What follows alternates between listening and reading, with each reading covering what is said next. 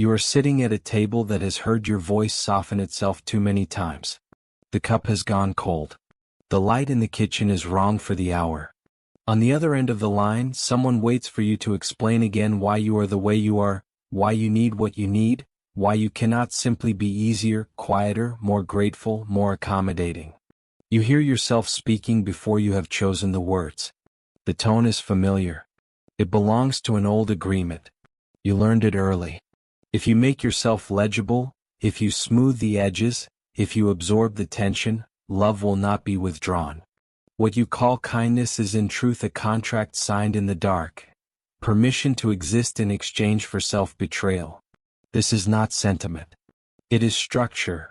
A family role learned before language, reinforced by glances, by praise given only when you disappeared at the right moments. Father and mother were not merely people. They were constellations. Their unmet lives pressed upon you, and the psyche did what it always does when survival is at stake. It organized itself around them. Shame became a compass. People-pleasing became a moral disguise for fear. You were not weak. You were possessed by a complex that promised belonging at the price of authority. The unconscious does not negotiate. It arranges. It selects patterns and repeats them with a precision that feels like fate. When the adult world later collapses around you, relationships dissolving without a clear villain, work losing meaning, the body tiring in ways rest cannot repair, you call it bad luck or a season of misfortune. Yet the psyche has been moving toward this collapse for a long time. The breakdown is not an accident. It is the moment the old contract can no longer be sustained. The cost has exceeded the energy available. Resentment has begun to leak into kindness. Fatigue into virtue. Identity thins when it is stretched across too many demands. And authority drains away when every decision must be justified to an imagined tribunal. You feel it when your yes arrives before your thought, when your sorry precedes any offense. This is not morality. It is compulsion. Outside, the night settles without asking permission. Frost forms where breath meets air. The stones hold their cold. There is a silence that does not console. In the first darkening, the psyche enters its black phase. Everything you relied upon to remain loved begins to fail. The roles that once secured a place now generate contempt, sometimes from others, often from yourself. The repetition compulsion tightens its circle. You find yourself drawn again to figures who require you to diminish, to explain. Though rescuing familiarity, in truth the complex is choosing for you. It seeks its own continuation. Each repetition promises resolution and delivers confirmation. The price is cumulative. A quiet anger you do not express, a fatigue that feels moral, an erosion of self-trust. Authority is not taken from you. It is slowly handed away in exchange for a peace that never arrives. You believed loyalty meant endurance, but the psyche was actually rehearsing abandonment by the self. The consequence is subtle and devastating. When crisis comes, you have no inner figure who can stand. Decisions wobble. Boundaries feel cruel. Desire tastes like guilt. The persona, once a mask used with awareness, hardens into a substitute identity. You begin to mistake your role for your being. A faint firelight moves across the wall. Shadows lengthen and retreat. At this depth, images rise unbidden. Persephone descends not because she is weak, but because a cycle demands it. The underworld is not punishment. It is a relocation of center. In the descent, old allegiances lose their power. The grain of Demeter's field cannot grow here. What fed you above starves you below. This is why everything falls apart. The psyche withdraws energy from structures that no longer serve individuation. Relationships collapse not because you failed, but because the unconscious contract expired. The old gods stop answering. You believed collapse meant regression, but the psyche was actually removing false supports. The consequence is terror without a clear object. The mechanism is possession by a complex that can no longer deliver what it promised. When it fails, it exposes the emptiness beneath the persona. This is experienced as shame, as if something essential has been revealed. Yet what has been revealed is not deficiency but absence. An absence created by years of living from a borrowed center. The night deepens. Somewhere an owl calls once and is gone. In this whitening, a different light appears.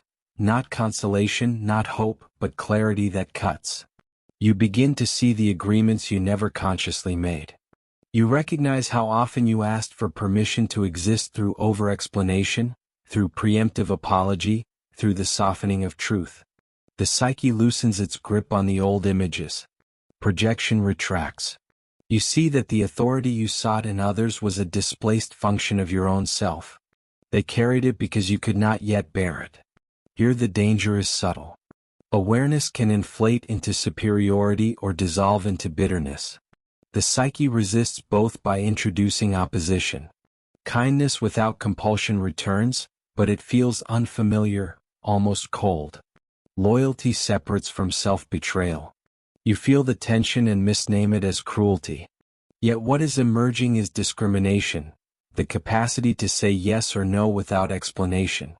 This is not a technique. It is a shift of center.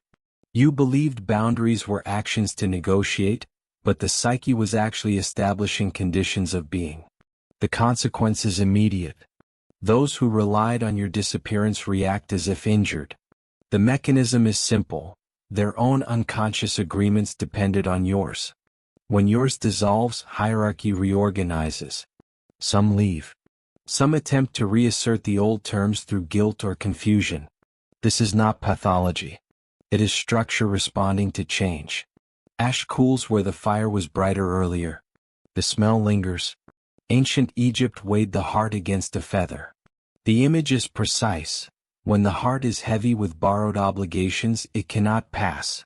Fragmentation occurs when pieces of the psyche are scattered among roles and expectations. Reassembly requires withdrawal of projections. Isis gathers the parts not through force but through recognition.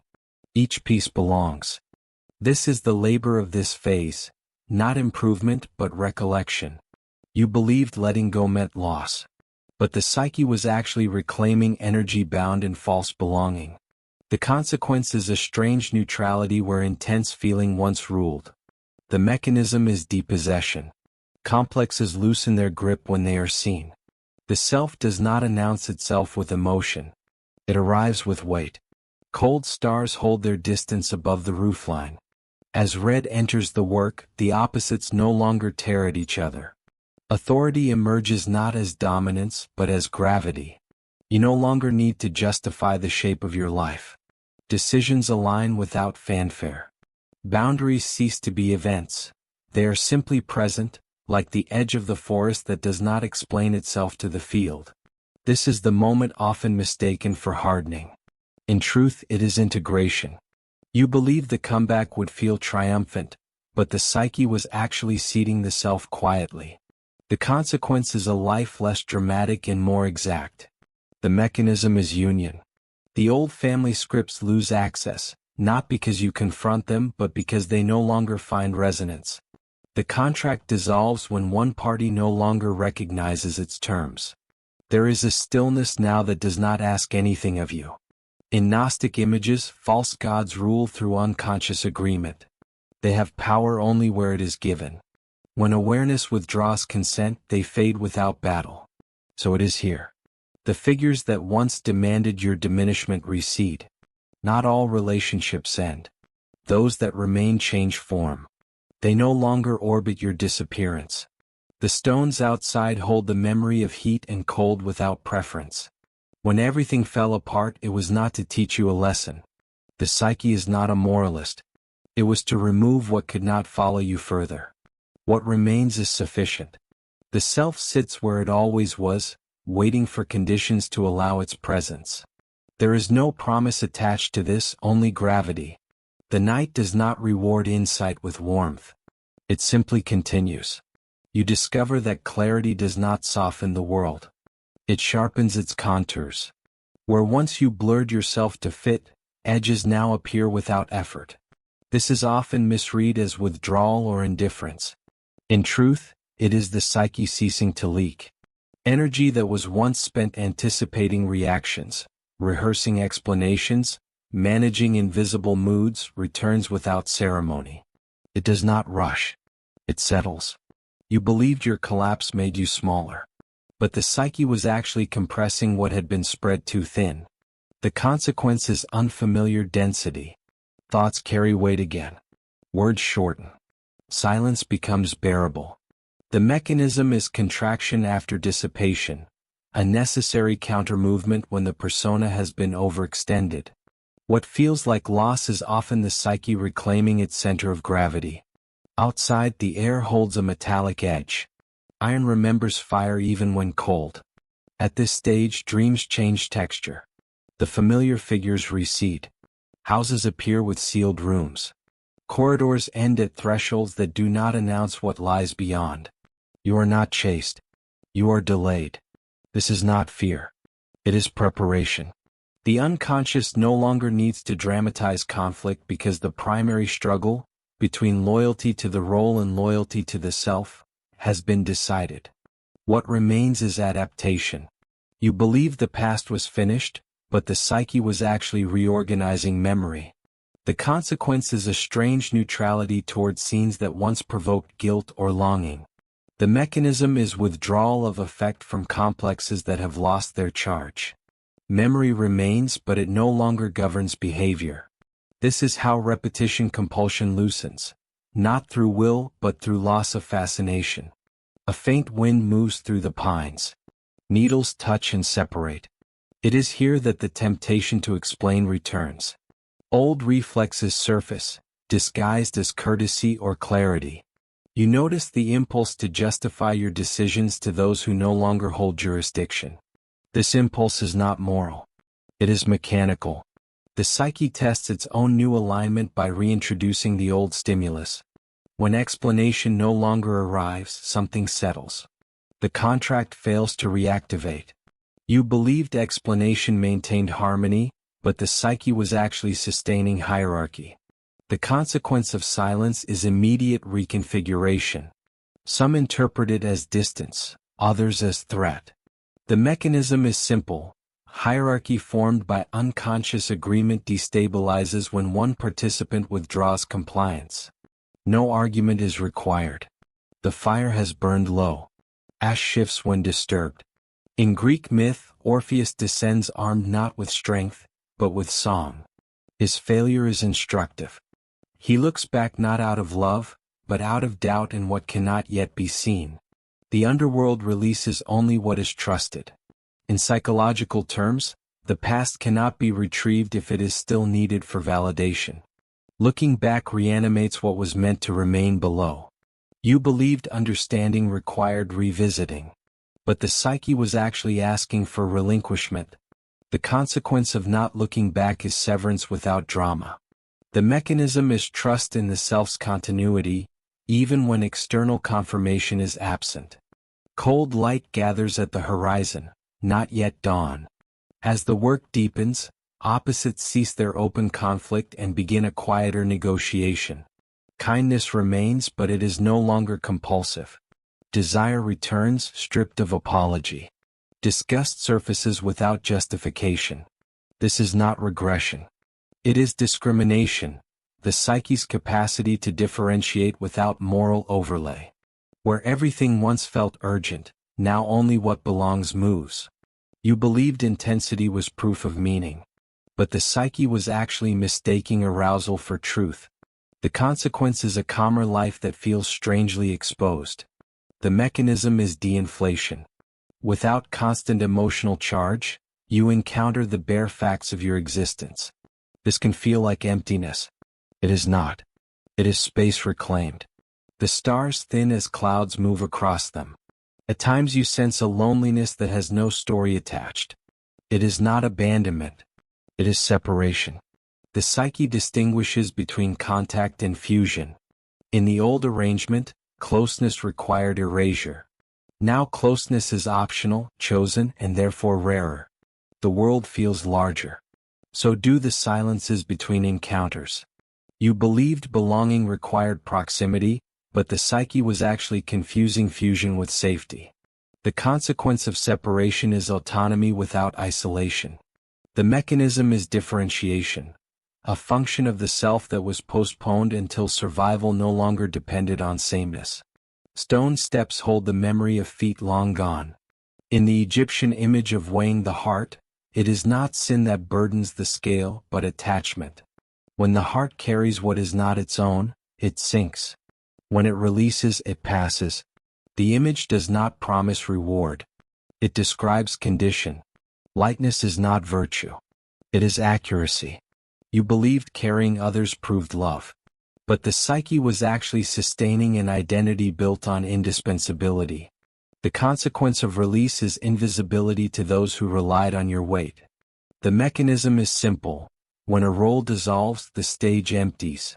The night thins. Colors return without announcement. As integration proceeds, you notice that authority does not argue. It does not persuade. It does not announce itself. It arranges.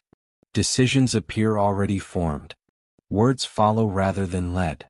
This can be unsettling to those accustomed to negotiation. For you it feels inevitable, not forceful. You believed authority meant assertion. But the psyche was actually seeking alignment. The consequence is a life that no longer requires defense. The mechanism is congruence between inner structure and outer action. Mist lifts from the ground in slow sheets. There is no ceremony marking this shift. No witness required. The family scripts that once governed access to love lose their traction. Not because you reject them, but because they no longer find a place to attach. The psyche has changed its architecture. Old keys no longer fit. You believed the comeback would be recognized, but the psyche was never concerned with recognition. The consequence is anonymity where applause was expected. The mechanism is the self's indifference to external confirmation. The fire is out. The stones retain a faint warmth. What remains is not resolution, but steadiness. The world does not become kinder. It becomes clearer. The unconscious no longer needs to sabotage structures that have aligned with individuation. Collapse ceases because there is nothing left to dismantle. Life proceeds without instruction. The night releases its hold. Silence stays. The light that comes now is not forgiving. It reveals without commentary. Surfaces show their grain. Distances become exact. You notice that what once felt like danger was often only ambiguity, and what felt like love was often proximity purchased by compliance. The psyche no longer cushions these recognitions. It does not accuse either. It records. You believed endurance made you trustworthy, but the psyche was actually confusing reliability with erasure. The consequence of this confusion was a life shaped by other people's thresholds rather than your own. The mechanism was subtle. Identity organized around response instead of initiative, around reaction instead of presence. When this structure dissolves, there is a pause in which nothing rushes to replace it. Dawn hesitates behind cloud. The air smells of wet earth and old iron. In this pause, a peculiar anxiety sometimes arises, not fear of loss but fear of direction. When you are no longer oriented by obligation, the compass spins briefly. The psyche has relied on external reference points for so long that internal alignment feels like standing on moving ground. This is often mistaken for emptiness. It is not. It is recalibration. You believed certainty would arrive with clarity. But the psyche was actually dismantling borrowed certainty. The consequence is a period of quiet disorientation. The mechanism is withdrawal of introject authority figures whose voices once supplied ready-made answers. Without them, the self must speak directly, and it does not hurry. A thin ribbon of smoke rises from somewhere unseen and vanishes. At this depth, the past attempts a different strategy. Instead of guilt, it offers nostalgia. Memories soften. Old scenes glow with selective warmth. The psyche tests whether you will romanticize what once constrained you. This is not cruelty. It is verification. The unconscious checks whether the new center holds under subtle pressure. You believed longing meant unfinished business, but the psyche was actually measuring attachment. The consequence of not indulging nostalgia is a clean separation. The mechanism is discernment between memory and magnetism. When affect no longer pulls, images fade naturally. A path emerges where grass has been pressed flat many times. Here another tension sharpens: morality versus shadow. You notice impulses that do not align with the identity you once performed. Anger without apology. Refusal without justification. Indifference where eagerness was expected. The old moral frame interprets these as decline. The psyche knows better. What appears as shadow is often vitality returning from exile. You believed goodness required constant concession. But the psyche was actually confusing virtue with fear of retaliation. The consequence of this confusion was resentment disguised as kindness. The mechanism was repression of aggression necessary for self-definition. When aggression returns integrated, it no longer seeks destruction. It establishes boundary. Clouds break. A pale strip of sky shows through. In myth, Jacob wrestles through the night and is wounded. The image matters. The struggle does not end in triumph, but in a limp. Psychological authority often carries a mark, not a scar to display, but a limitation that prevents inflation. You do not emerge invulnerable. You emerge weighted. You believed strength meant wholeness without damage. But the psyche was actually forging credibility. The consequence of the wound is humility without submission.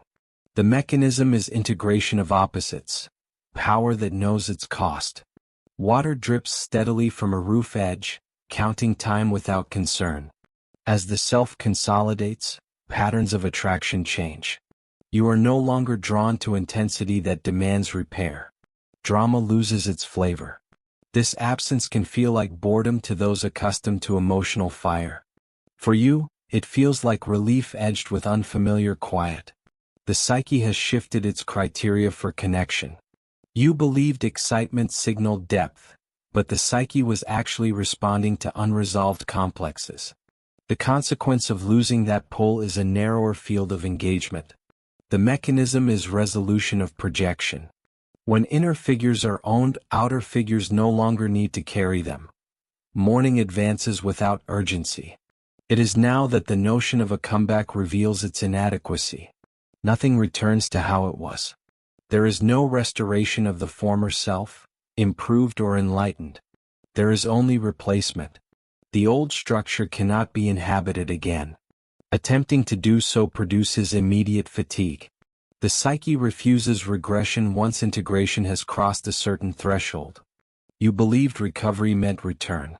But the psyche was actually finalizing departure.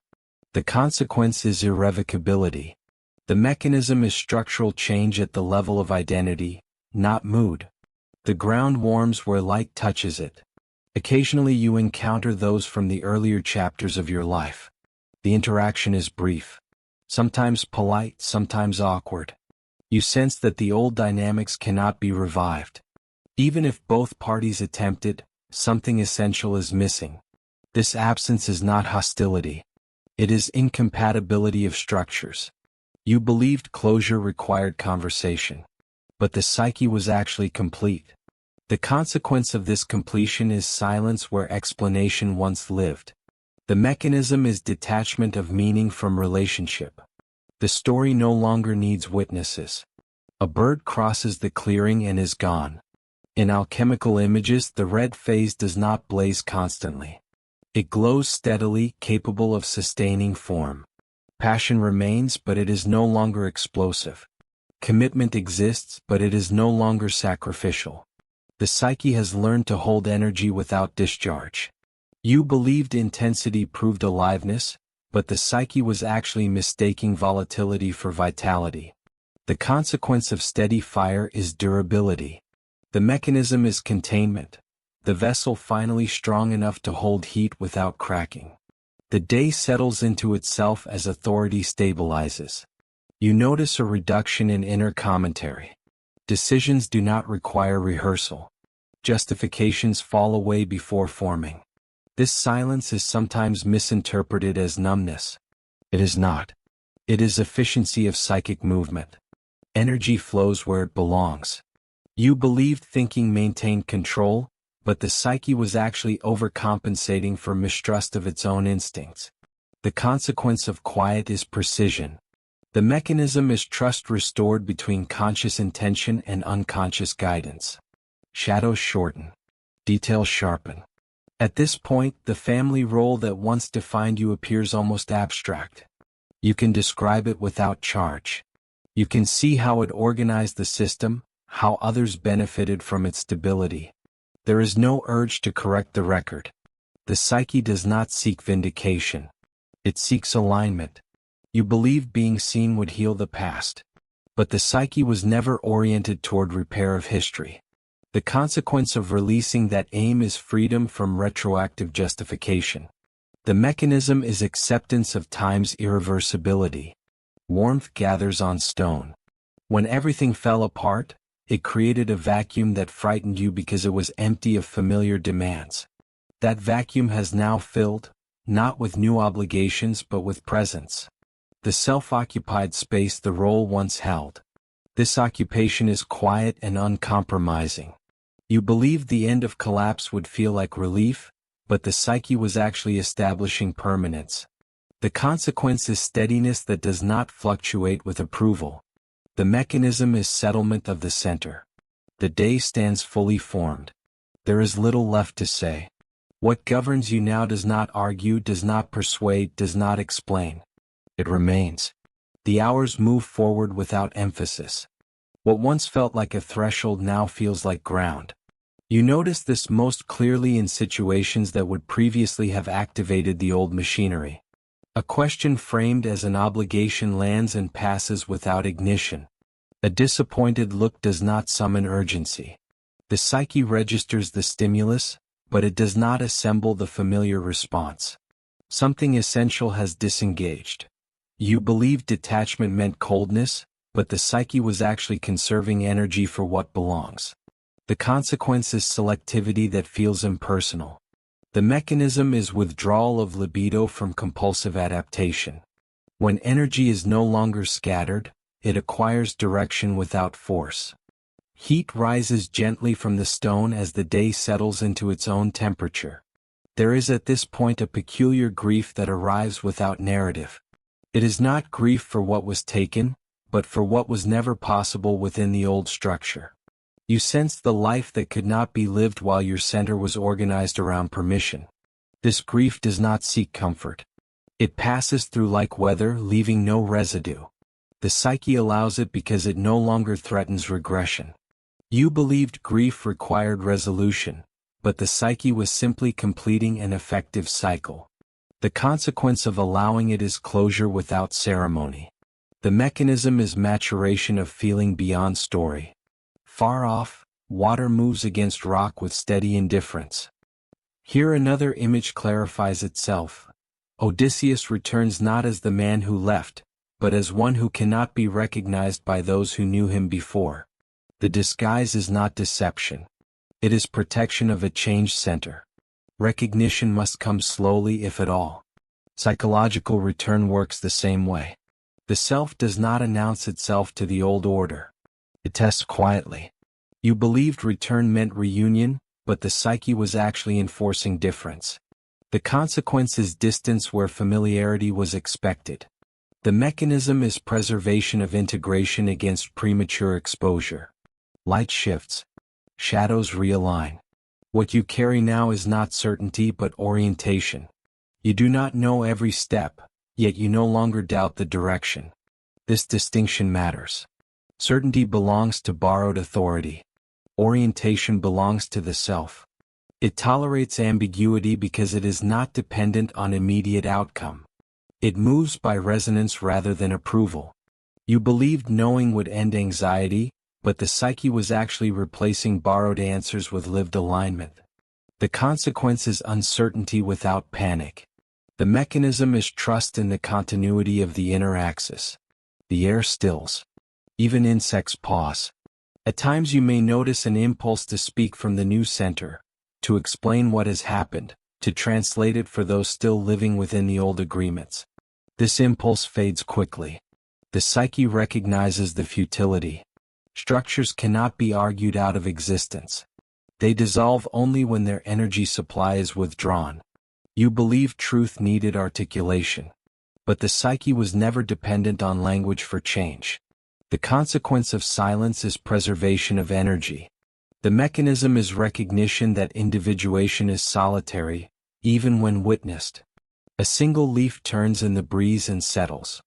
In biblical imagery used psychologically, the burning bush speaks without being consumed. The image matters. Authority that burns through explanation exhausts itself. Authority that remains intact does not need to persuade. It signals presence rather than command. This is the quality now taking root. You believed authority announced itself. But the psyche was actually seeking endurance. The consequence is a presence that alters rooms without effort. The mechanism is congruence between inner structure and outer stance. Afternoon light thickens, almost golden. The old fear of abandonment no longer organizes perception. Loss still registers, but it does not threaten annihilation. This distinction is subtle but decisive. When fear no longer governs, choices simplify. You do not choose courage over fear. Fear no longer sits at the table. You believed fear was a warning, but the psyche was actually mistaking early survival signals for permanent truth. The consequence of its absence is calm decision-making. The mechanism is maturation of the nervous system aligned with a stable center. The sound of distant work drifts and dissolves. It becomes clear now why everything had to fall apart. Structures built to secure love through compliance cannot coexist with a self that no longer seeks permission. One must collapse for the other to emerge. There is no compromise between them. This is not tragedy. It is incompatibility. You believed collapse was punishment. But the psyche was executing necessity. The consequence is a life that no longer requires self-negation. The mechanism is replacement of a role-based identity with an essential one. The sun lowers unhurried. Nothing dramatic follows. No new doctrine, no vow, no declaration. The psyche dislikes spectacle at this stage. It prefers stability. What has changed will remain changed because the underlying agreements have dissolved. The family scripts once internalized as law now lack authority. They may still speak, but they no longer command. You believed freedom would feel expansive, but the psyche was actually aiming for sufficiency. The consequence is a contained life that fits. The mechanism is alignment rather than excess. Evening returns with familiar quiet.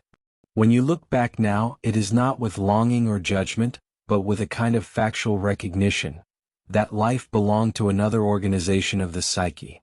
It cannot be re-entered because the center that sustained it is gone. There is no bridge back and none is required. You believed understanding the past would anchor you, but the psyche was already oriented forward. The consequence is neutrality toward what has been outgrown. The mechanism is finality without bitterness. The first stars appear indifferent to witness. What remains seated is the self, not triumphant, not forgiving, not explanatory, simply present. It does not promise happiness. It does not negotiate belonging. It holds the axis around which life now turns. From this position, collapse is no longer necessary. There is nothing left to dismantle. The silence that follows is not empty. It is occupied.